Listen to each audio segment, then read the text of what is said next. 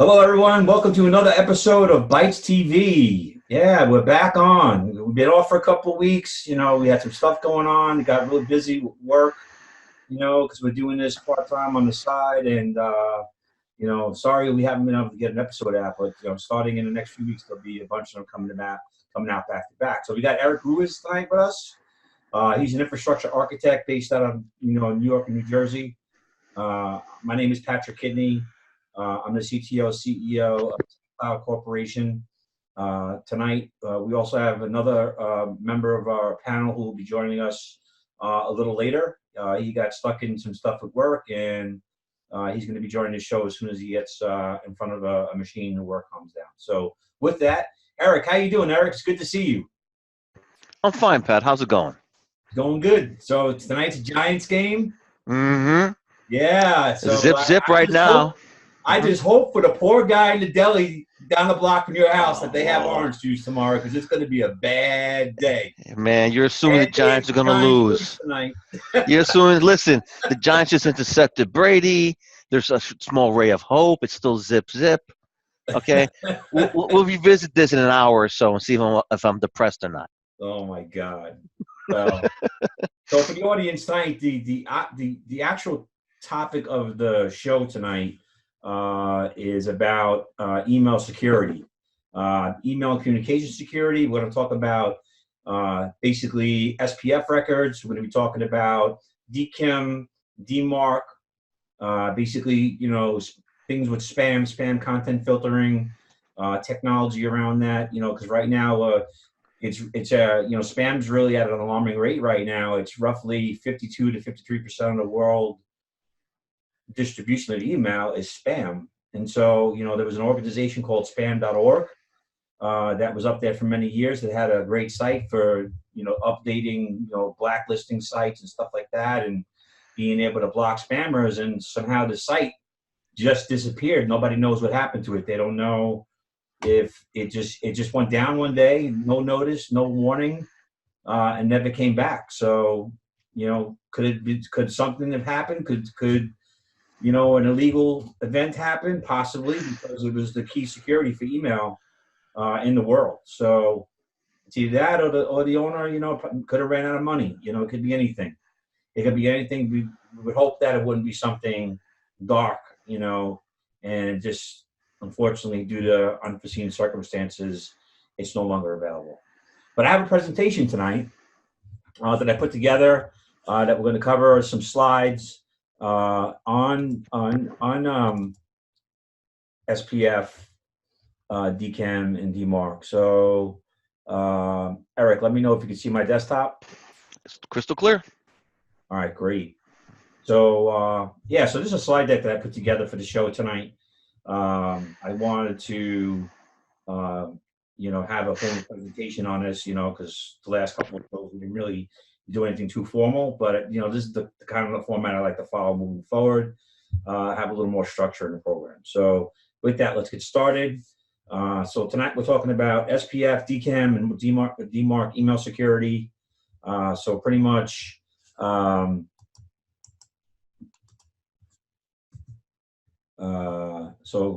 going to talk about how to run a project. So how to run a DMARC project.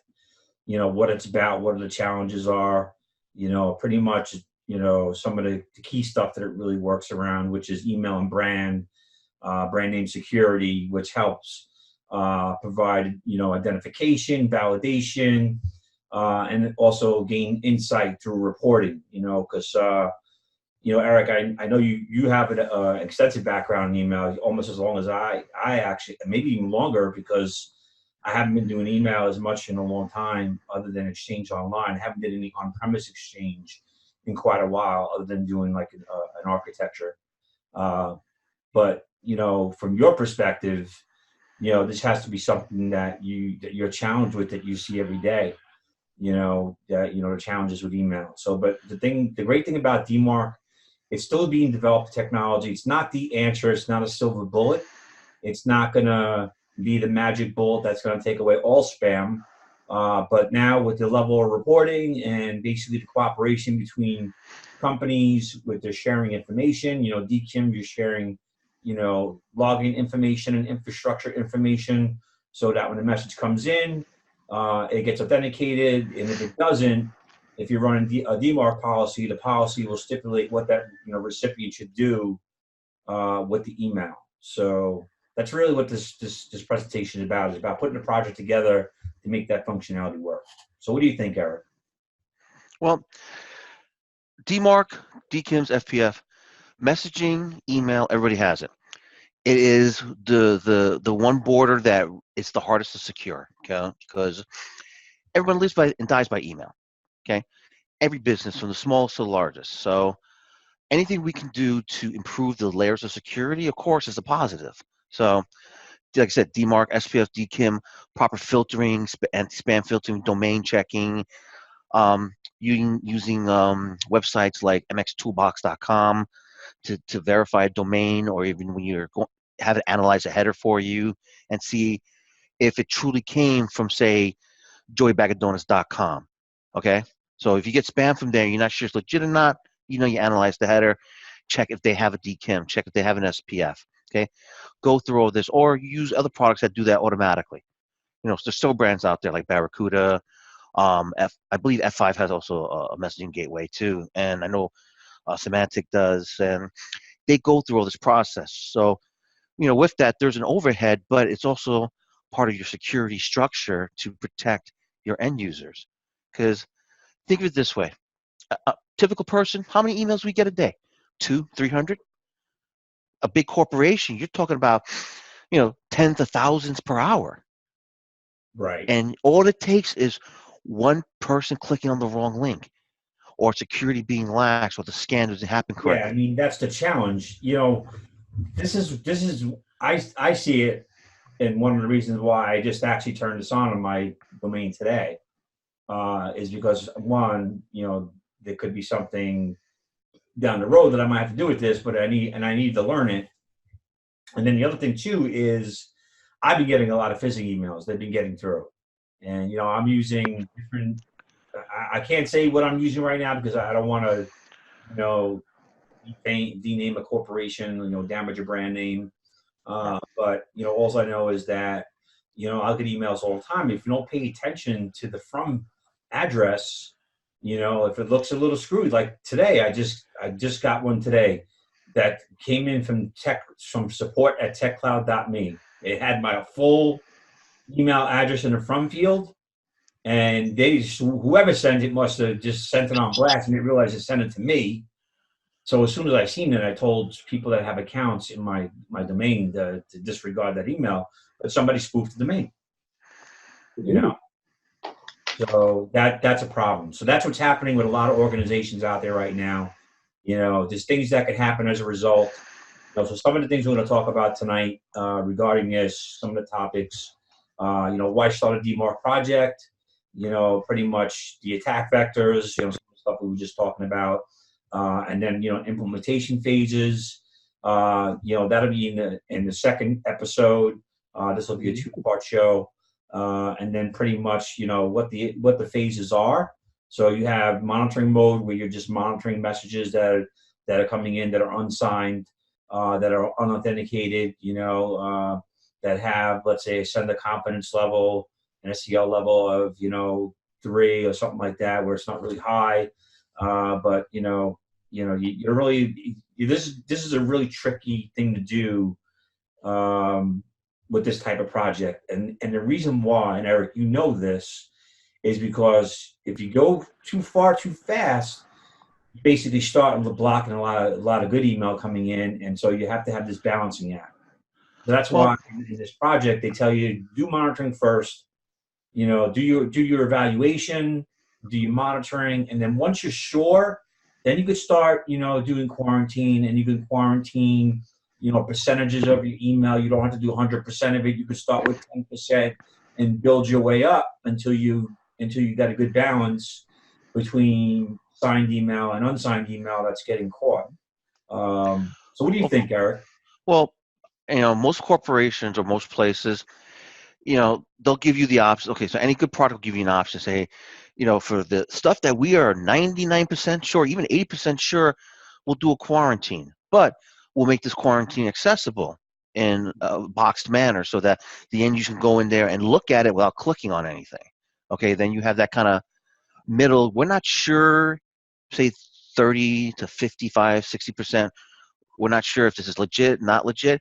When then, those most people let pass through, but it has a banner on it saying, this is an external email. Please be wary on clicking on links from people you don't know. Or please read everything thoroughly before you click anything. Right, and that becomes really important. So really what it's going to come down to, just before we go any further, the third phase was reject, and that's when you're rejecting messages. But going back to what you were just saying, the fact that there really has to be good training on the end users, because they're the key. Because I don't care, you could have really in an organization, you're going to have protection from different products at different layers. If you're running a hybrid environment, you'll have a gateway, and on the gateway, you'll be running one kind of spam and content filtering type of solution. And then in your real environment, you might be using the native Exchange stuff, or you're buying a third-party product, which you're deploying into the environment as well.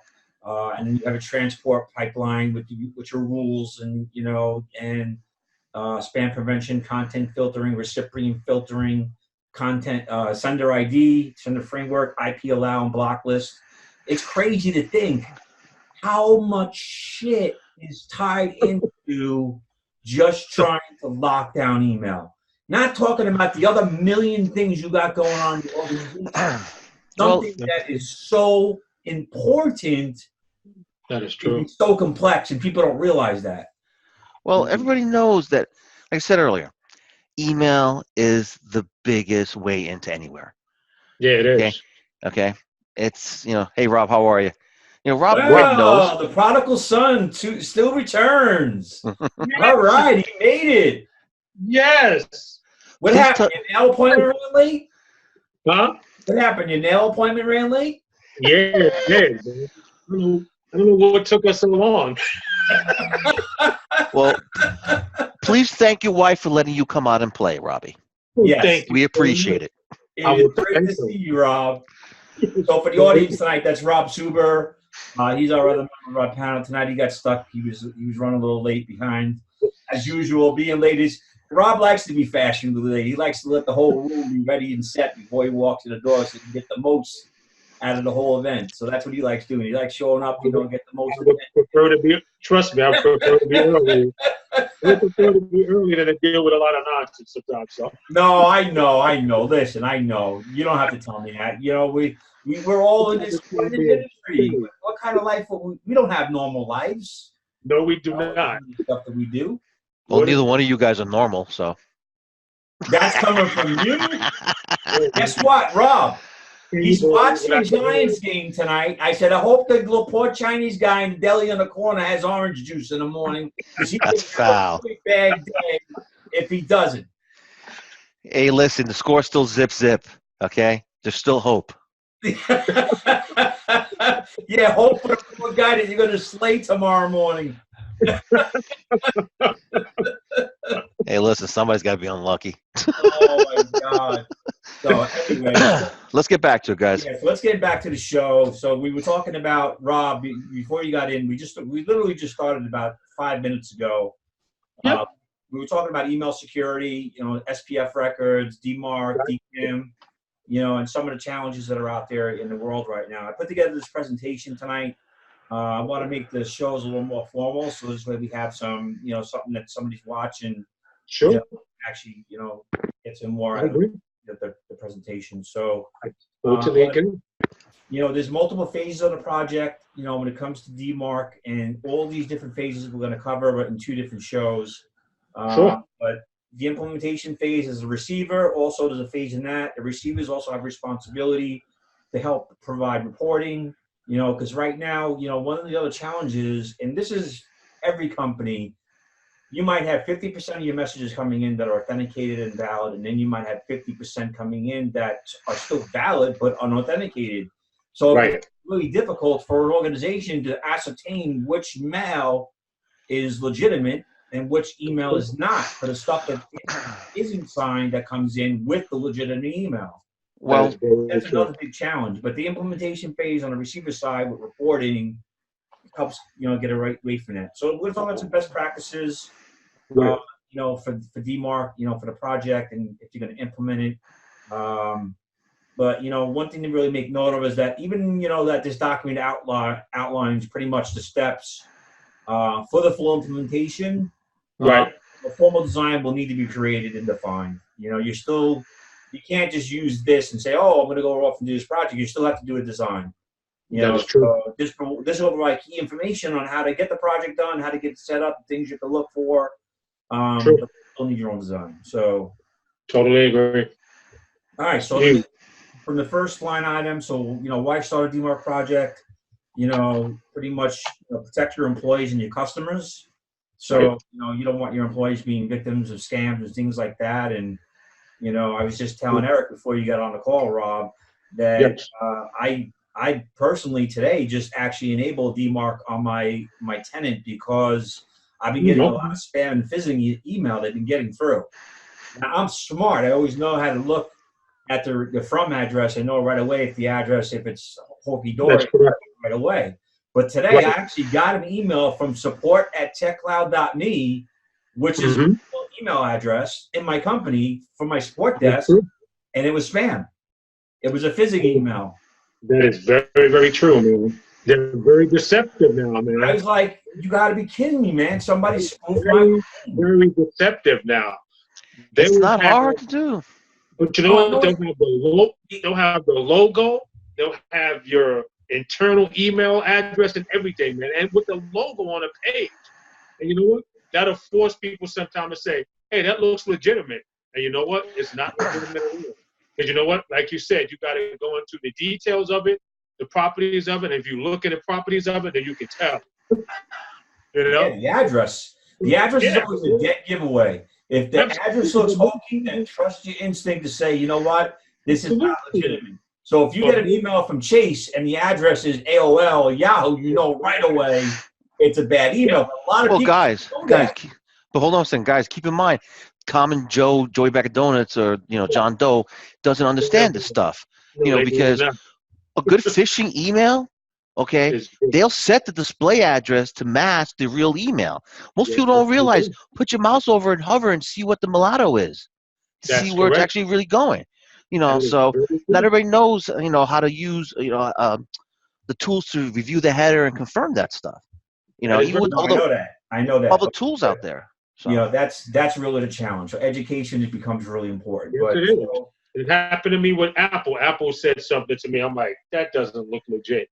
So I go in and I, troubleshoot and review. I said, that does not look legit. And it's not legit. It was not legit. It was definitely fizz and it was fake. I'm like, look at this crap. There's no good there on all, but it looked just like Apple. I mean, everything that Apple normally sends out, like on a monthly or whatever basis, it looked exactly like something. The threat is not abating, and they're getting more and more sophisticated. Yes, they are. We lost SPF.org, which was a really important site. I was just talking about that earlier too. SPF.org or spam.org? Spam. You said SPF.org. It's spam.org. You said earlier. Is it spam? Is it? I forget. I thought it was. I forget which one it is. It's one of them. It's one of them is the most important one. Right. It's probably SPF. I think. I thought it was SPF. Yeah, it's gone now. So now we're trying to find. DMARC is not the answer, the magic bullet for that. For the new exposure, but it helps. It really helps. Well, guys, it's layered security, and that's what you want. You'd be surprised. I actually, one of my previous positions, when I was doing a lot of messaging work, the domain that gave me the most headache, because we had to register and they at the time didn't have an SPF, and I registered one. Believe it or not, it was AOL. Right. I was having fits because the president of the company couldn't email his wife at her AOL address because he kept getting rejected because we didn't have a valid SPF. Wow, that's crazy. Exactly. It is. That's just shocking. That is shocking. So, going back to the presentation, so why would you do this? So protect your employee and customers, protect the company and brand and reputation from reputational damage, because you don't want people now using your domain and sending spam from you. That's why you should never have an open relay. That was big years ago. People allowing relaying, and you really shouldn't be allowing any kind of relaying, period. No, I agree. So reputational damage protection, want to avoid basically, employees and customers from having data theft, because that's a real thing, and has the most impact, the potential for lawsuits and loss of revenue. And then pretty much impersonation, attacks through impersonation. Somebody gets a login account through a phishing email. Next thing you know, they have a login into the organization. And then once they're in from email, then they start moving laterally until they find an admin account and they crack that next. And that all comes to the simple fact that if you're not running multi-factor authentication or two-step authentication of any kind on your most important accounts, then you know what? Then that's on you, because that's something that you right. In this day and age, there's no reason not to have two-factor. There's so many products out there to do it for either free or with open source licensing or for very little money. Exactly. So the other thing to think about too is, you got to try to gain insight into numbers, size, and targets for who is actually targeting your organization. Who is, and when I say a target, I mean a target for spoofing, phishing, also just spam, just people targeting. Look, I'm in business. I know that, with business, you have to market, you have to advertise in order to try to build your business. I get it. I do it. But I try to find ways that aren't infringing on people's privacy or impacting systems. I'm doing things. I'm not sending emails. I'm not doing anything like that. I'm using, Google AdWords, things like that on, and YouTube and my TV channels. But I'm not doing anything that's infringing on anybody's systems, not causing financial, implications, because I'm sending 1 million emails and I'm blowing up, bringing down servers and stuff like that. It's just insane. I mean, guys, you have to see it. You guys have to see that. Well, think of it this way. There's still a lot of people that do the old school type of spam and old school type of phishing attack. They basically use the generators and actually go through every permutation of a possible email at a domain name. Right. It's actually, there's bots that do that quite easily.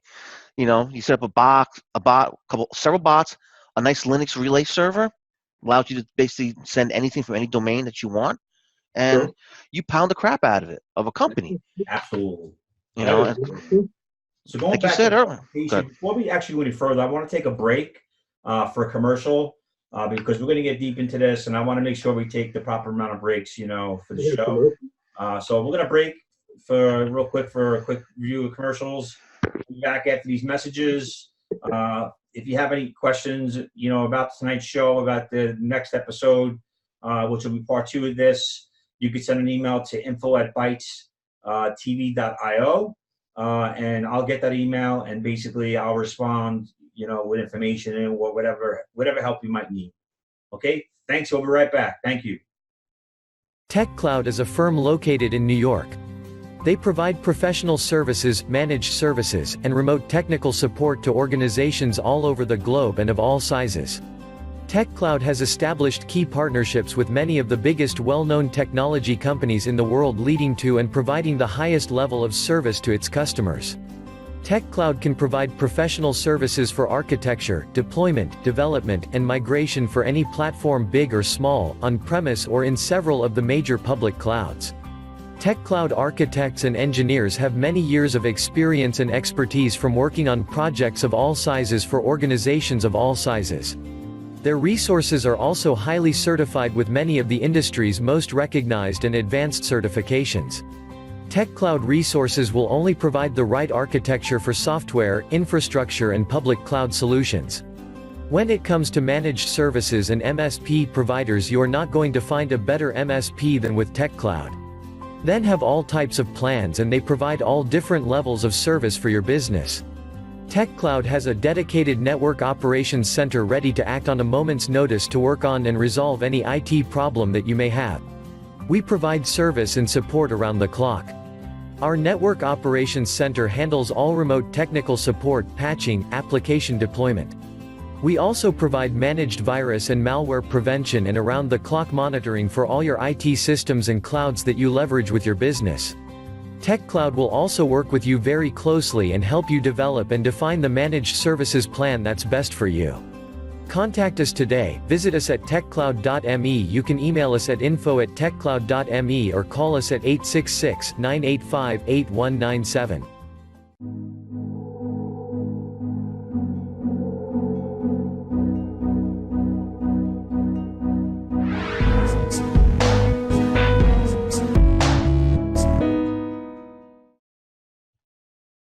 I didn't know we had commercials. Yes. Yes, we do. Yes, we're advertising how immaculate you are. Oh, Yeah. thank you so much. Mhm. You basically Yo. said tonight that you were getting your nose hair ironed. No. I'm pretty sure. You know what I'm saying? No. I wondered. I said you were at the appointment getting your ass cracked waxed. No, I'm pretty sure that's what's going on here. I'm pretty sure. Much? That's a way too damn much. Dude, come on, man. Look at your nails. I'm telling you, your nose hairs are perfectly aligned. There's Dude, nothing that's too much for you. Dude, that's exit only, bro. Sorry. No. Hey, All right, Rob, man, back the up. light above your head, man, I'm getting that gleam. You're getting a lot of shiny.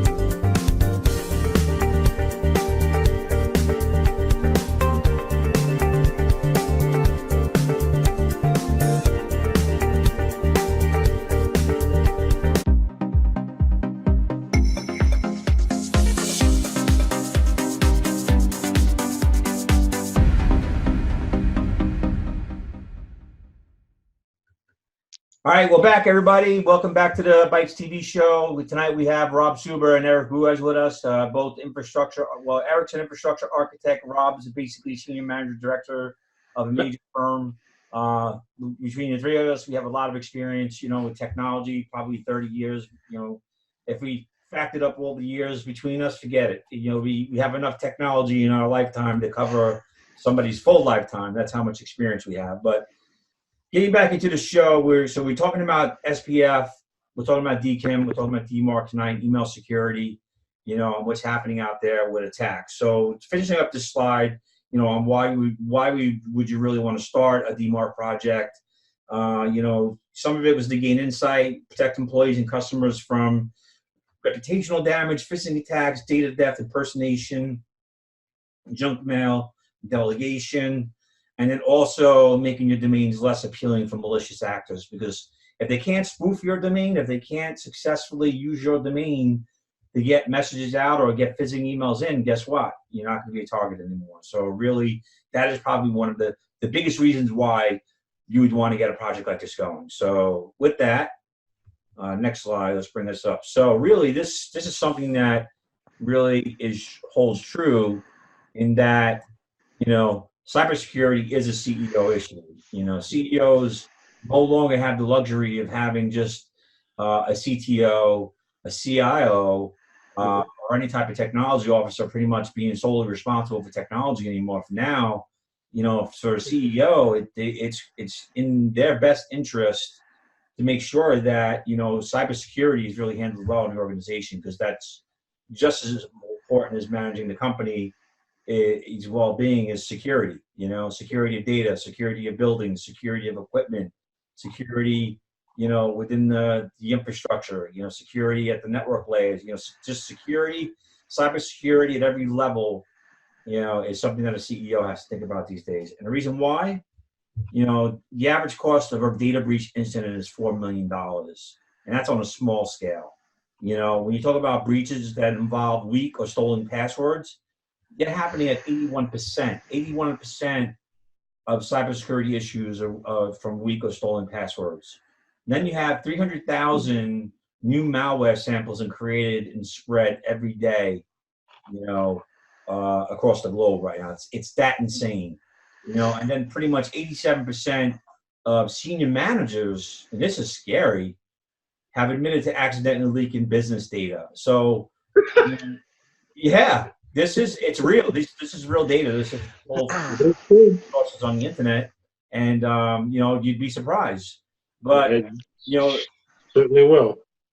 Cyber threats are a material risk to your business, and that's what CEOs need to understand. They need to be more involved with the technology aspect of the business. They can't be hands off, in terms of just delegating. They have to understand the technology. They have to understand what's going to give their company competitive advantage. So cybersecurity is just one of those things, But anyway, getting to the next slide, phishing is on the rise. We know that. Pretty much right now, greater than 5 billion, compromised since 2013, $5 billion. And then you have 655,000 unique phishing attacks in 2018, 655,000 that are documented. And then you have 1,800 more than that attacked, greater than the 1,800, which doesn't sound like a lot, but it is. Mm-hmm. You have over 900 million emails between the third and fourth quarter in 2018. Just phishing emails, so 900 million between third and fourth quarter of 2018. Well, guys, this just proves that end users are the weakest link, because all you got to do is get somebody to, like you said, click the link. They're not paying attention. They're not trained to what to look for. Good cybersecurity department, a good IT security department, usually works with the compliance people to make sure everybody's trained, tested, to give them information, educational information, and then set out internal testing emails and see who clicks on what and why, and those people get re-educated. Yep, that's very true. That in itself is its own department, really, because it is. Then people have to be careful with their equipment, your laptops, your tablets. MDMs can only do but so much. That's another thing. There's so many different devices now that you can utilize. So many different locations, Somebody could be in a coffee shop, somebody could be in a car wash, it could be anywhere now. So these are things that you got to take into consideration when you're talking about securing your environment now. So it's a lot of different areas that you can get into your company now, because of all of these different devices we have now. So there's apps that you can put on your phone that will keep track of or continuously scans for open Bluetooth, open NFC, open Wi-Fi on people's devices, because they didn't secure it correctly, whatever. And it'll even tell you, oh yeah, this is exploitable, or it'll keep track of it and say, oh, this person again is in range. Right.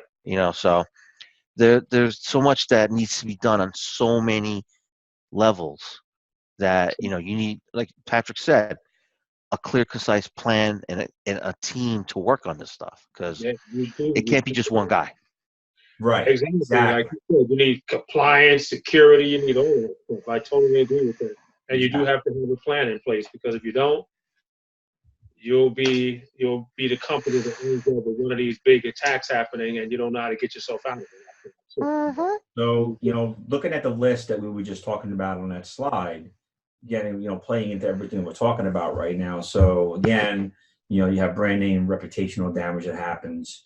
Malicious persons, typically might attempt to do reputational damage to your corporation, impersonating your company. So somebody impersonates that they work for your organization. How do they get this information? How are they getting inside track on what your company, who people are? How are they able to impersonate somebody if there's not a breach? Somebody, somewhere, data is getting breached, whether it's phishing emails, security holes and firewalls, things like that. Well, Pat, it's probably simpler than you think, honestly. Social networking. The company's advertising the executives. Right. A lot of companies have those bios. Our CEO is, has this one award and does this and does that and blah blah blah. It's you're right. Yeah, and then people, of course, they want to talk about they'll represent the company in different open forums, at conferences, in magazines, and this and that. So, unfortunately, if you're high up enough, your name gets out there. Yeah, it can. Saying so. Because I bet on your website there's a little blurb about you because you're running. This is your company. You're running it. Yeah, that's true. Okay. So it's one of those things that most people aren't cognizant of, because sometimes some people don't even realize they're saying too much. That is true. Right. Exactly. So next item, protecting companies and customers and employees from, people that are trying to steal credentials. So we know sending you a link in an email, verify your account, username, and password, your social security number. No bank's ever going to ask you for your password. Nobody's ever going to ask you for your password.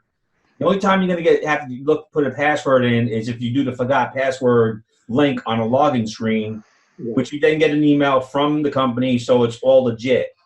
Somebody's just has to be pretty stupid to get an email asking them to authenticate themselves, clicking on a link that they don't even know who they're from. I actually work for a company right now where what they do internally, they actually have, they create these emails and they send them internally to people in the company to train them on what emails that they shouldn't be clicking on. Also, the ones that are clicking on them, they know who they are, so that they can then kind of train them and educate them that they shouldn't be connected to them. And then they check for the rate that that are being caught by people that say, hey, this is a scam. Oh, I shouldn't report this. How many messages are actually getting reported out of the ones that are being sent within the company? So they're doing this actively. I think it's a very smart thing to do. A lot of companies do that, and I've been in some places where they hold everybody, regardless of who you are, accountable for these tests. Yeah. I've even been at companies where, guess what? The CIO clicked on the wrong thing. That is true. I know. Well, guys, hold on a second. We're going to take another break right now. Again, we have Eric Ruiz and Rob Suba with us tonight. Tonight, we're talking about basically sender policy framework records, which is for spam and content filtering systems across the globe. We're talking about DKIM and DMARC, which basically DKIM is an authentication protocol that uses cryptographic keys to basically authenticate people, or senders, organizations that are sending email. And you got DMARC, which basically sets up policies for send failures.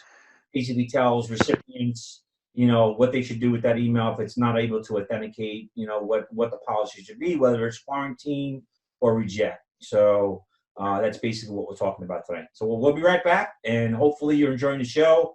And we'll be right back after these messages. Thank you. Image is everything. Reputation management delivered at the speed of thought. R-Square Media helps clients be seen or not be seen. Be the only one your customers see on page 1 of Google, Facebook, YouTube, and more. Fake news and bad press can be removed from Google page 1. R-Square Media is certified minority-owned business with the City of New York and winner of the 2017 Minority Business of the Year with MTA and Con Edison. Clients love R-Square Media because we're fun to work with and deliver results at the speed of thought. Visit rsquare.media to schedule a consultation for peace of mind.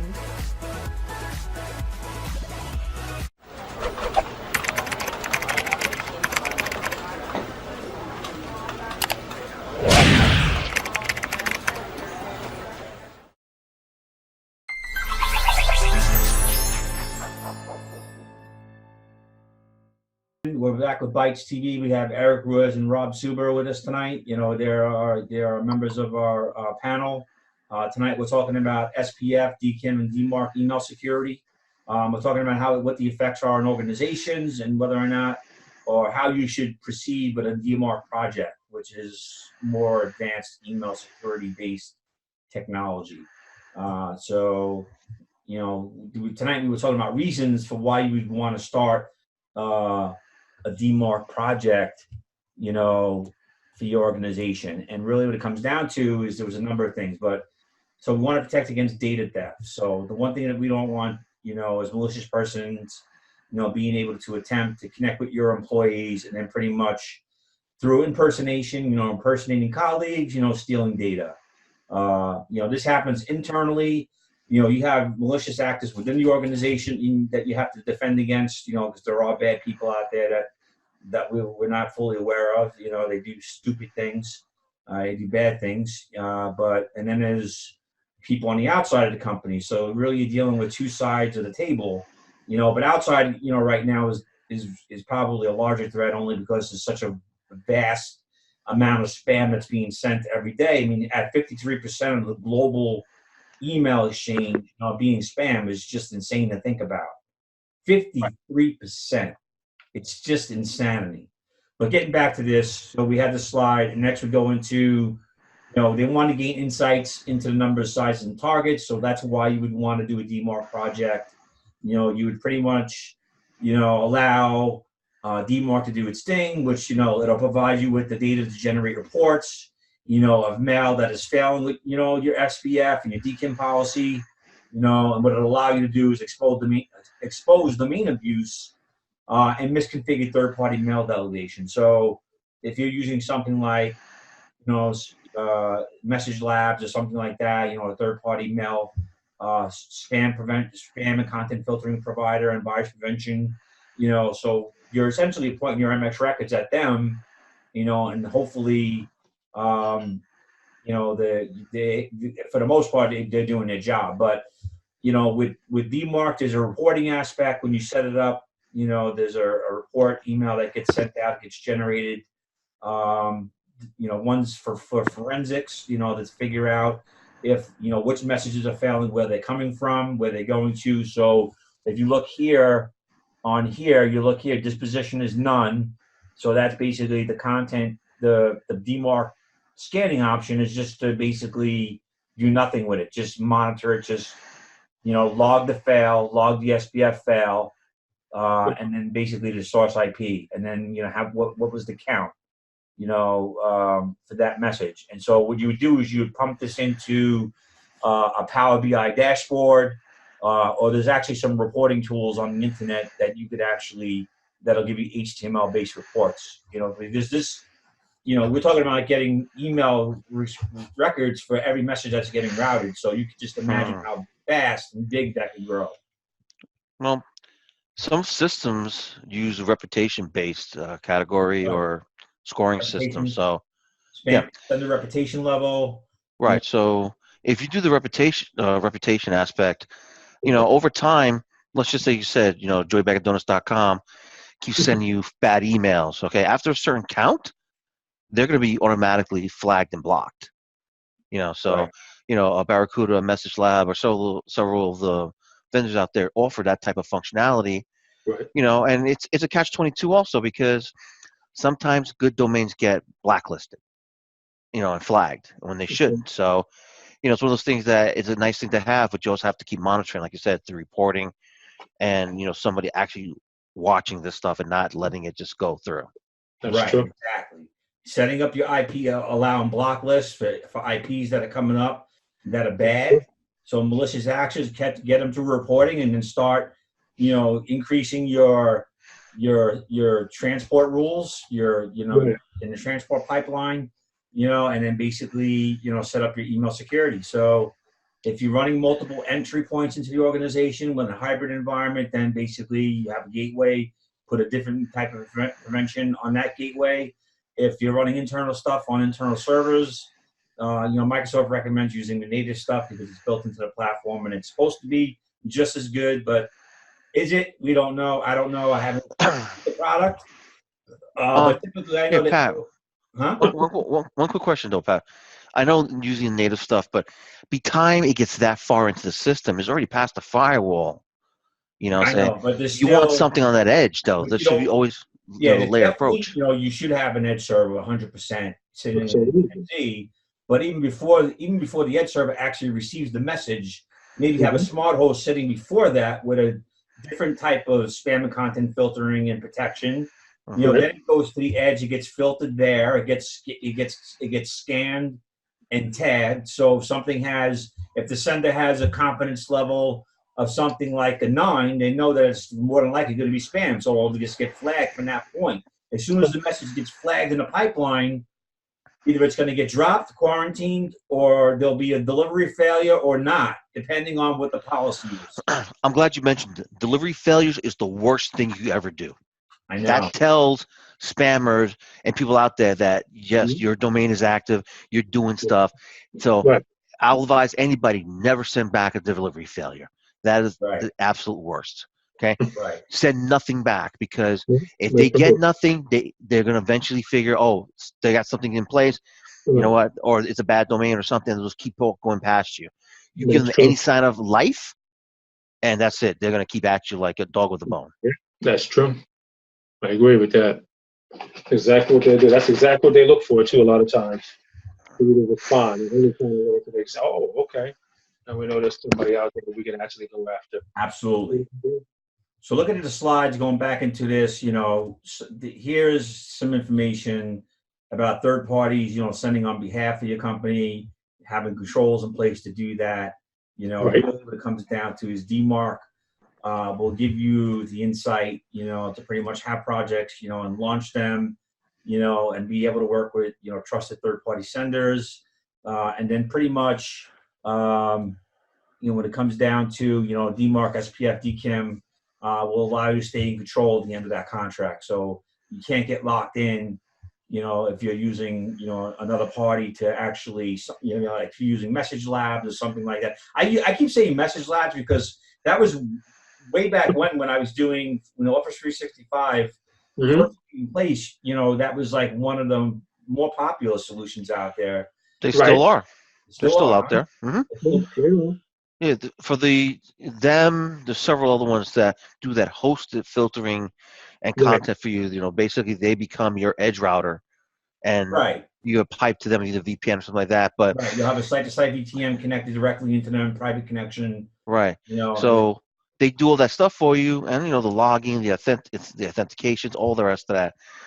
Some people like having like devices on site, either physical or virtual, and like a Barracuda or a semantic appliance or something along those lines. But it's all that matters is that you actually have something Yeah. That's true. hosted or local. As long as you have it, you know, You it's better. really the first step. You better.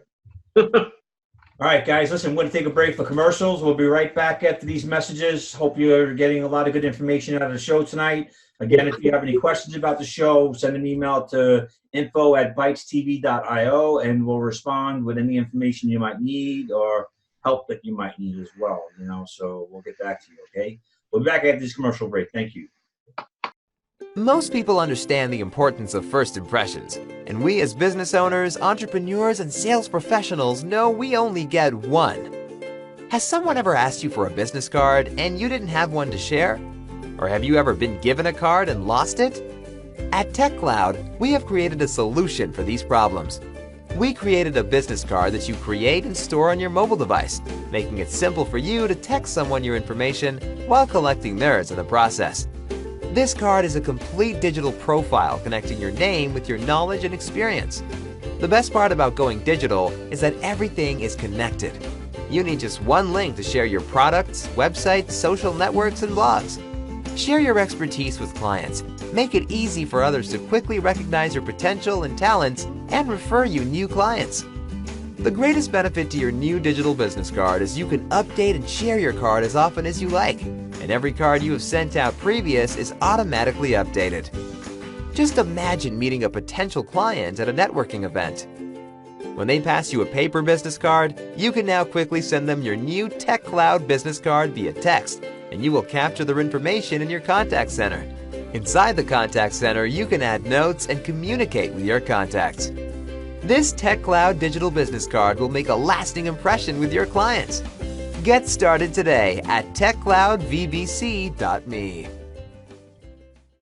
With cyber threats active across the mobile world, doubt is now a part of doing business. More people are falling prey. Existing solutions do little to help. Difficult to install and configure. They're complicated, costly, and incompatible. Attacks continue to rise, which creates more doubt. It's time for Idura Threat Eliminator. It protects your users, network, and business from a wide variety of mobile cyber threats. Technology agnostic, it needs no integration, which saves you time and money. Deploy enterprise apps just like consumer apps, keeping your users happy, your network secure, and your business protected. Idura. Eliminate doubt.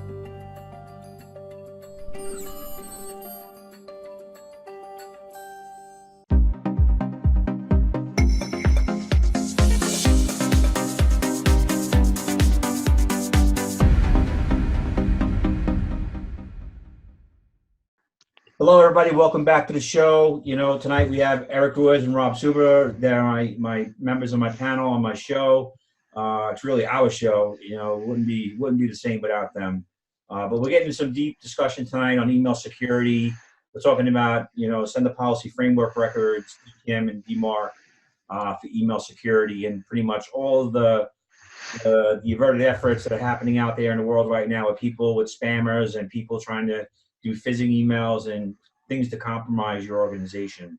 So right now, there's different phases for the domain owners. So, you know, to have a DMARC project. So in the one phase that we're going to talk about tonight is monitoring.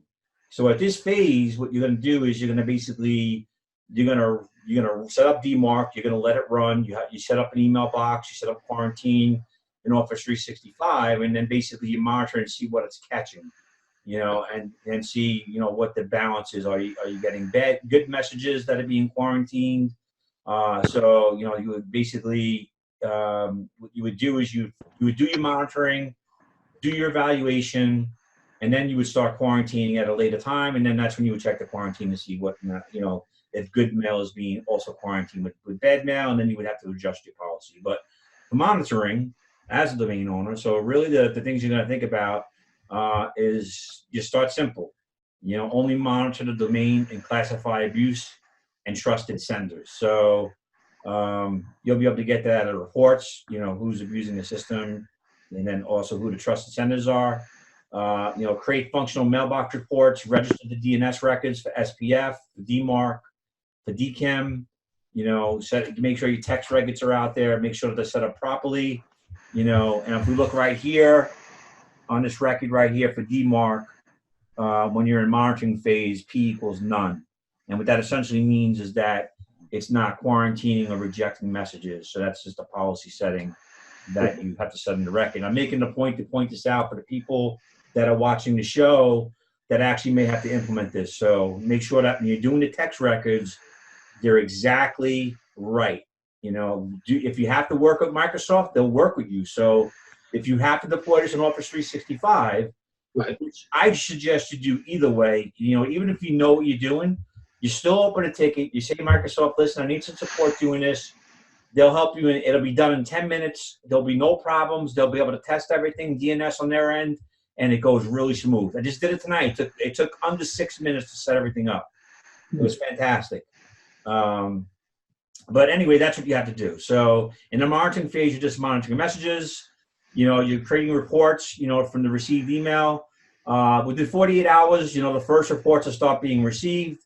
You need like at least 35 days of data. You got to collect 35 days of data to get kind of a starting point to really where you're starting to evaluate how much mail is actually good or bad. You know, pump that data in because it comes in XML format into Power BI, build a dashboard, and you'll be able to figure out where the mail is coming from, how, you know, what messages, how many messages from what IPs. You know, you'll be able to figure that all out. But that'll all come with reporting. Hey, Pat, quick question for the reporting aspect of it. I know Exchange and Outlook has the ability to do whitelisting, blacklisting, inherited.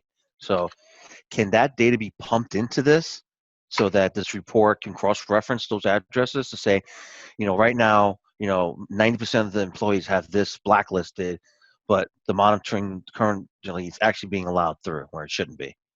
Is that possible through Power BI?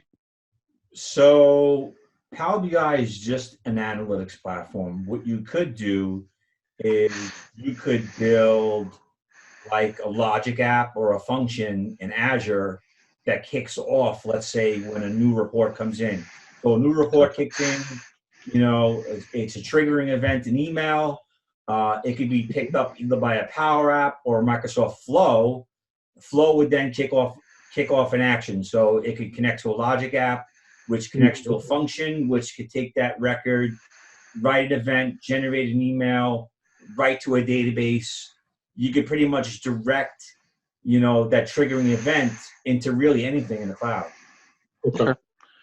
As long as you have a way to take either text data or XML-based data and be able to put that into a database through file storage, and it'll be immediately accessible. So that's what you would really do. But there's actions that you could take with, reporting. There's free tools. This presentation, in fact, tonight is a presentation. Full disclosure, I pulled a lot of the data off the internet. I found this wonderful site that had really the meat of this presentation, and it had links to a PowerShell script, so that if you wanted to basically run the script and create an HTML-based report, you could do it that way too. So I'll share that with you guys after this. So you have free tools, you have scripts, and then you have, you could outsource DMARC reporting to a third party. So you actually have companies that what they do is they take your reports and they'll probably generate a Power BI dashboard or provide a formal written report on what DMARC is actually, what the rate of send failures are, lack of authentication, spoofing, phishing attempts, things like that. All that information could be in reporting.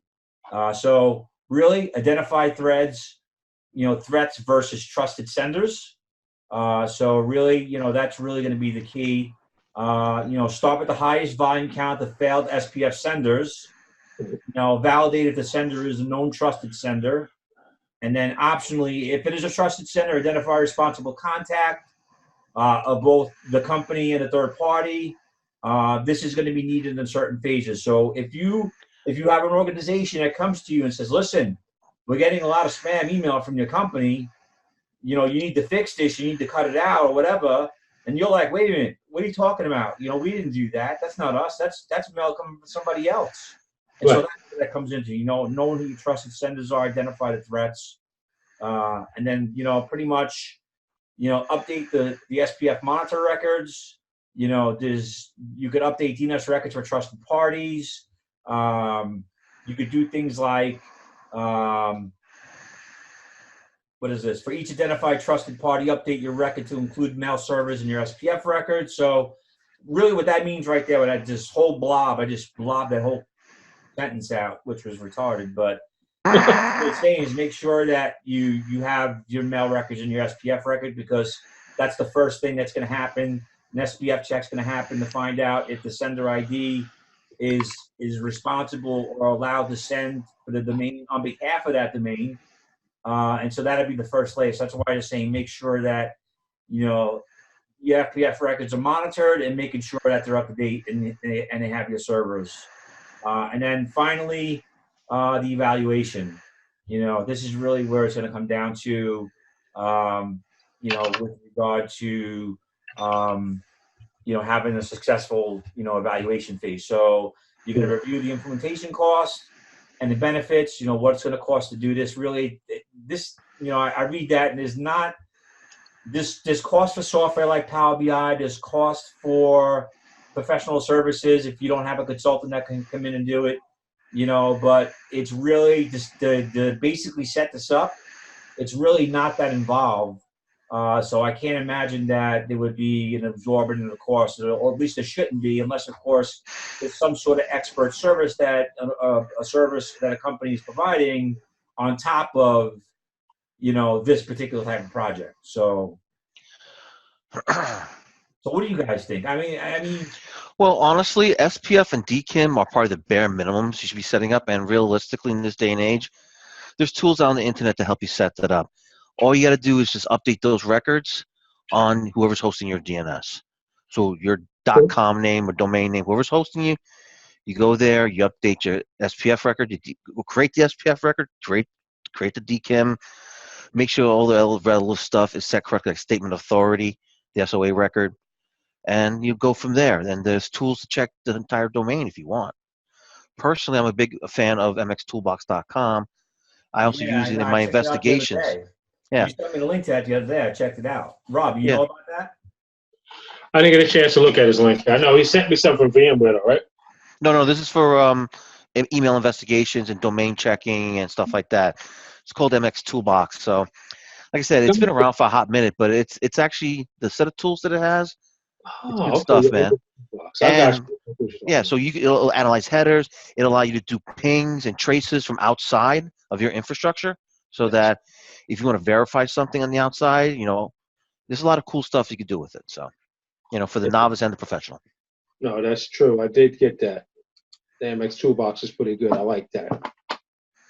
Yeah, so really, all right, guys, we're going to take another quick break. We'll be right back, and we're going to continue and wrap up the show tonight. So the first half of the show tonight has been pretty exciting. We've been talking about email security with SPF, DKIM, and DMARC, basically, which is domain-based message authentication, reporting and conformance. It's pretty much a policy protocol for basically how DKIM authentication failures are handled. But so for people just coming in now, that's really what the show is about tonight. Part 2 to this episode will be on in 2 weeks. And this episode will be out probably by I'd say the 12th to the 13th of the month. All right, we'll be right back. Thank you very much. Gene Lazarovich, Advanced Computer and Network Corporation. We build, service, support, jet stored data storage systems. We offer the best price performance ratio on the market. We offer a consultative approach to the customers. We try to figure out their pain points, and then we try to offer them the best possible solution. I'm passionate about interacting with my customers, interacting with partners, interacting with suppliers. Whenever I talk to customers, they always challenge me. They always try to push me to give them the best possible solution that we offer. We are small, and we are able to react faster to the customer needs. So we don't have a big overhead, so customers can go directly to me. I can solve the problem. If the problem is not solved, then they can go to my support team, and they will help them. So we are small, and that helps us to be more reactive to the customer's demands.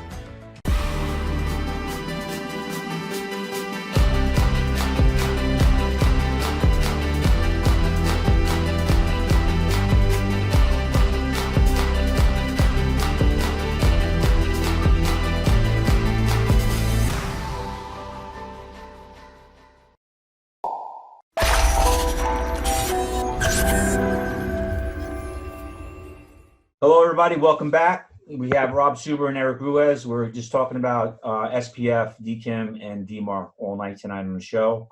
So we covered the first half, which was basically about why you would want to start a project with DMARC, which is domain-based message authentication, reporting, and conformance, which is a more advanced email type security that's currently out there right now. A lot of organizations are finally starting to look at it. So if you're watching this show tonight, you might be one of those organizations that may have a project or a project coming up about DMARC that you might want to get some information about. So with that, if you have any questions about tonight's show, the content, the slides,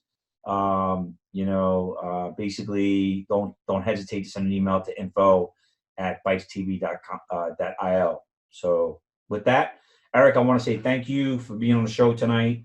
You and Rob too, you guys are really great.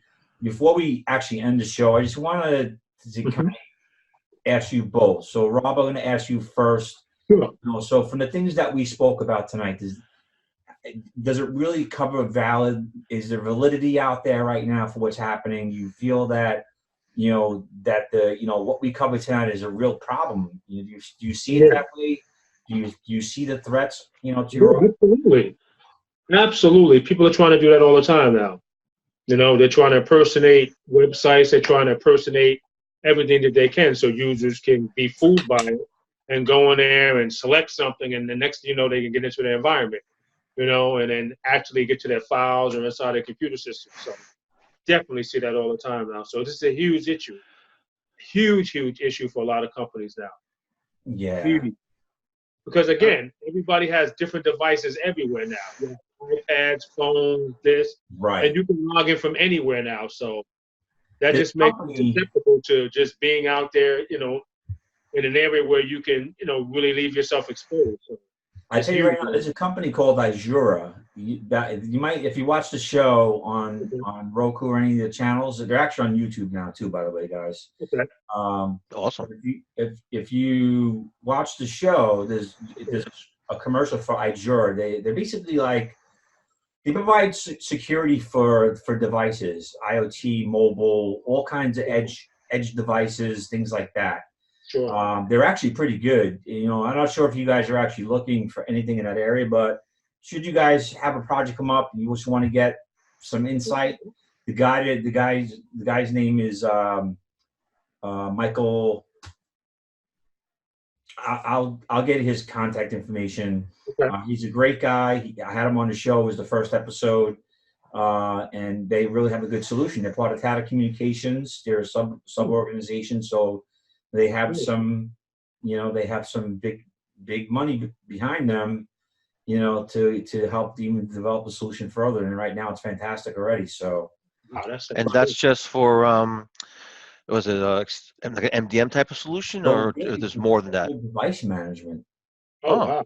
Okay. So it manages the whole device. So they actually have a version that they're putting together for families. So if you have a kid and you put this on the phone, they don't even know it's on there. They have no idea. There's nothing when it's in that configuration. The phone acts like nothing. There's no messages. There's no logs. There's no alert. Nothing. Man, You know? watch out, Rob. Your wife might be checking up on you. I was to say more like for you, Poochie Columbo. Oh, please, I'm innocent. The Pooch is back. When he used to wear white. He said he's innocent. I'm an innocent man. He used to wear his Columbo raincoat. Oh, please. Listen, man. I remember you back in the day, man, when you were younger. You know, your starter jacket, your cap on, big head, little body. You know, now your body just caught up to your head. So you're gonna wear the raincoat that's all wrinkled and stuff like that too? But here's the best part. Eric got more snatch in that coat than he ever got with any girl in his life. Yeah, because he was snatching him and putting him in that coat. Him at that time, he was with a different girl with that coat on. I'm like, there must be something about the coat. He's a double agent or some shit. I don't know. The coat. Some kind of story. They thought he was FBI or CIA or something. Oh, man. Yes, my name was Inspector Hung Low. Anyway, guys. Hey, Don't be jealous. Don't be jealous. It's okay.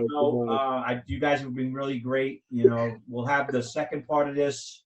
We'll shoot on the week of the 28th or the 29th. You guys let me know if that works. Sure. But unless you guys have anything else, I guess that's the end of the show tonight. So thank you. I think it was great, man. I appreciate it. And I think this is a topic that's definitely worth pushing. You know, it's part of a good layered security defense. It's definitely necessary. Huge topic.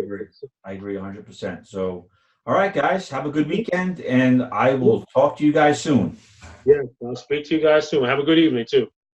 Thanks, guys. Later. Have a good night. Thanks to everybody watching the show. Really appreciate your subscription and watching the show. So thank you. Image is everything.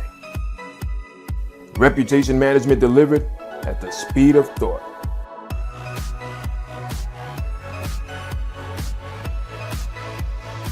R Squared Media helps clients be seen or not be seen. Be the only one your customers see on page 1 of Google, Facebook, YouTube, and more. Have your fake news removed from page 1 of Google. R Square Media is a certified minority-owned business with the City of New York and winner of the 2017 Minority Business of the Year Award. Clients love R Square Media because we're fun to work with and deliver results at the speed of thought. Visit rsquare.media to schedule a consultation today.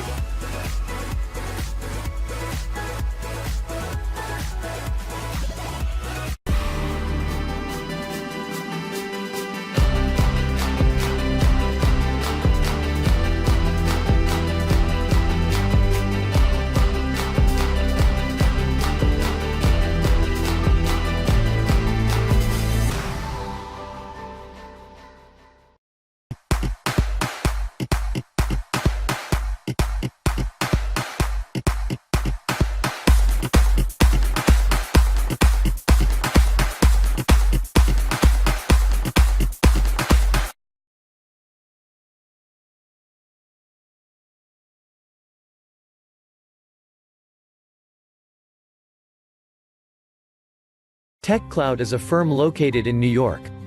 They provide professional services, managed services, and remote technical support to organizations all over the globe and of all sizes. TechCloud has established key partnerships with many of the biggest well-known technology companies in the world, leading to and providing the highest level of service to its customers.